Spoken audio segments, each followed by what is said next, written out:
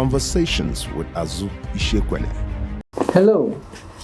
Nigerians are going through an unprecedented economic crisis said to be the worst in several generations.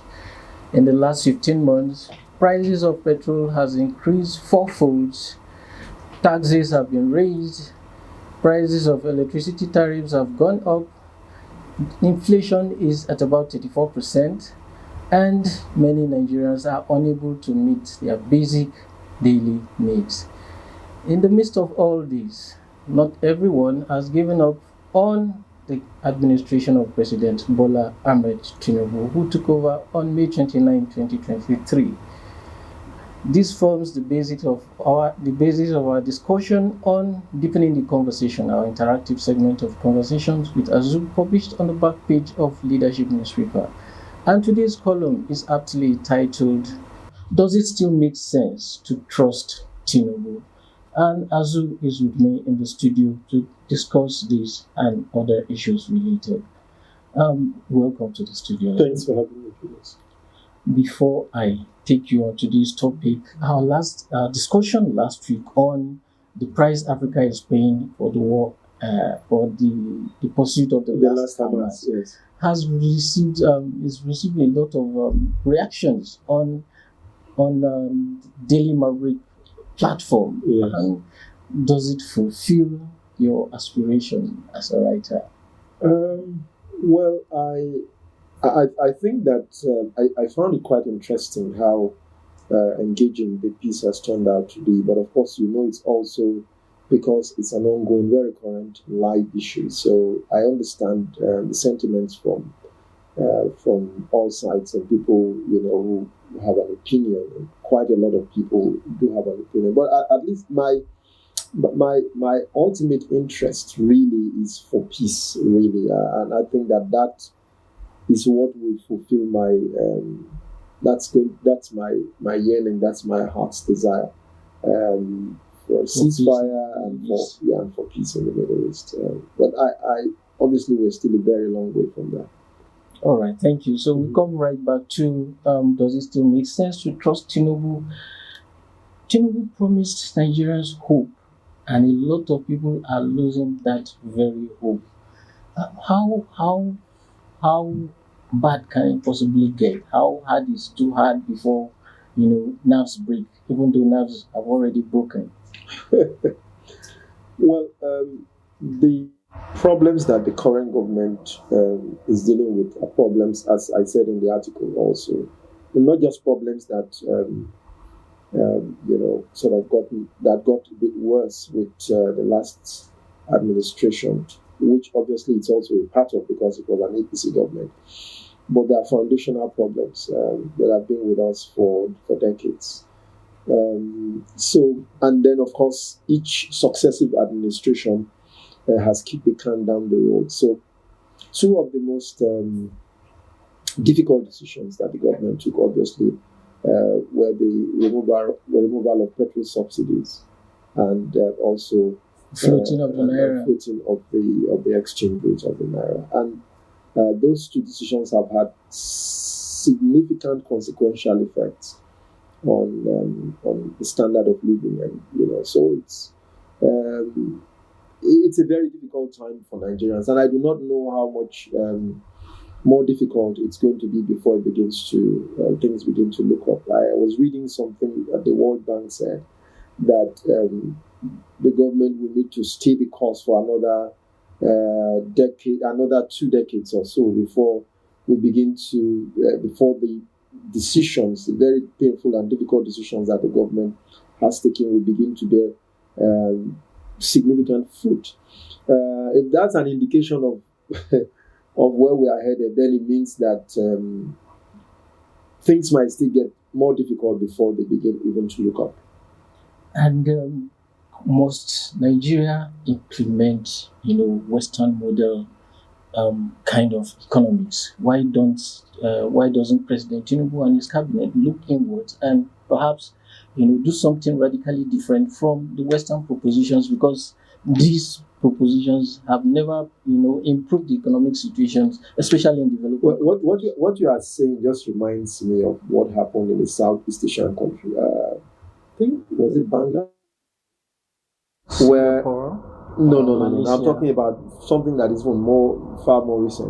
Okay. Where after the people had severely criticized the West and criticized IMF policies, and then I think there was a major disruption. It turned out that a citizen of that same country, I think in Bangladesh, who had worked with one of these Western institutions, was the one that was even asked to take charge of the interim government after all the criticism. Mohammed Yunus.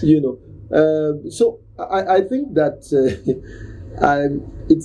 the Western institutions, especially the World Bank and IMF, are easily scapegoated for the difficulties and challenges, and sometimes rightly so.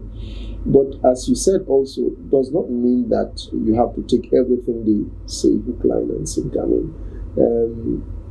Examples from other countries have demonstrated that you take what works for you, and then that basically is possible to do. But I'm not aware of the 7 or 8 presidential candidates in the last election, and of most people that I have spoken with. I'm not aware of any strong voice or resistance against the removal of petrol subsidy or the floating of the exchange rate.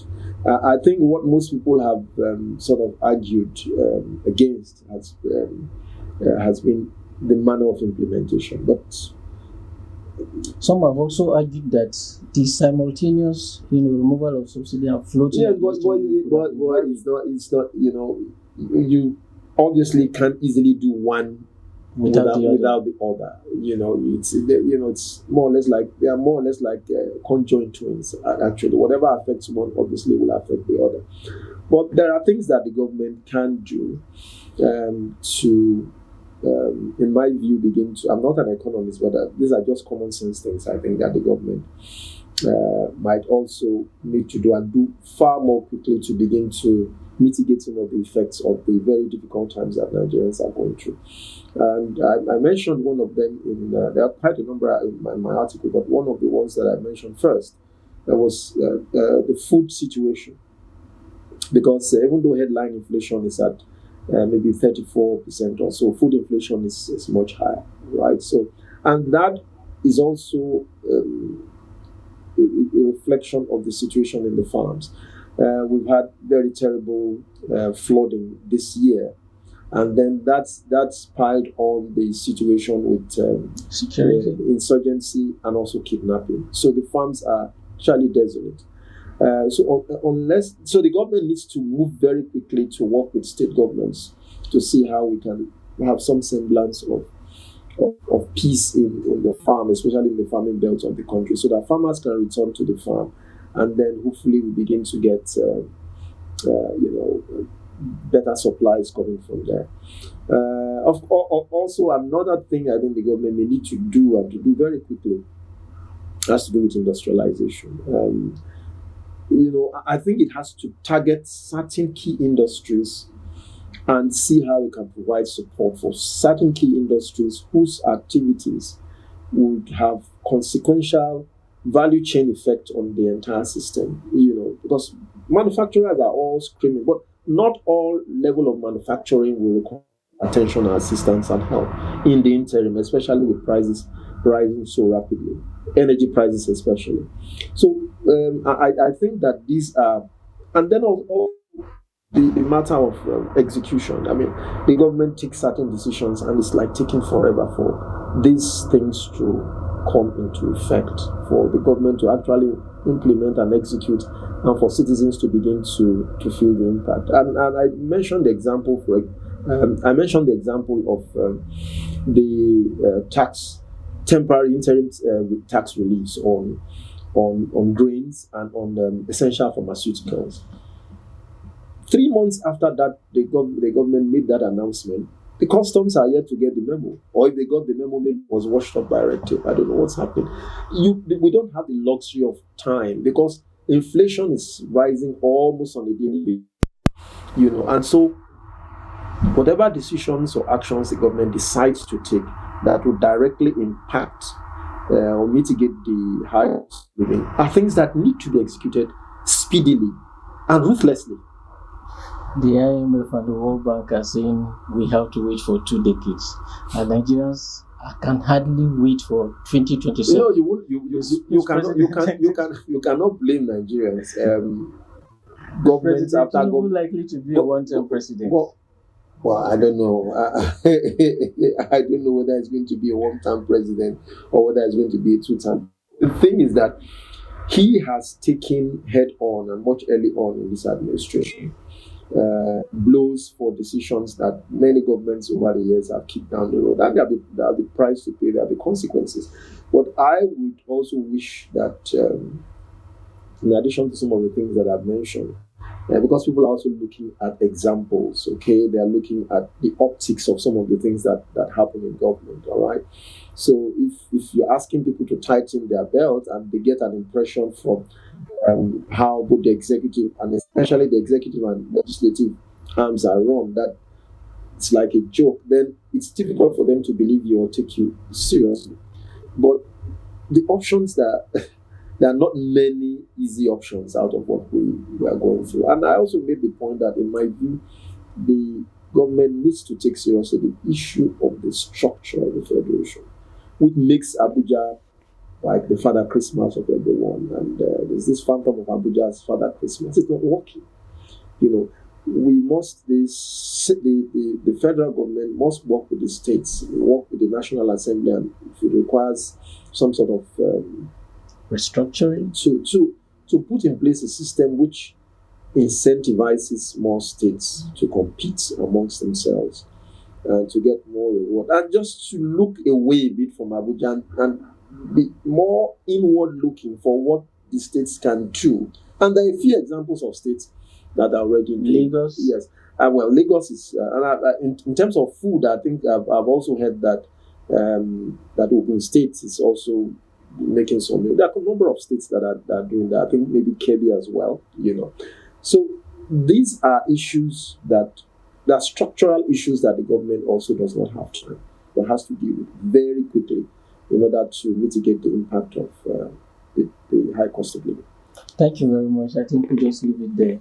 And for more tips on this, please read our column on azuishekwene.com. Don't forget to leave your comment, share, and like on social media. You can also visit azu.media, where you can subscribe to our book, Writing for Media and Monetizing It. Well, thanks for coming on the show, Azu. Thanks for having me. Bye for now. Conversations with Azu Ishekwene.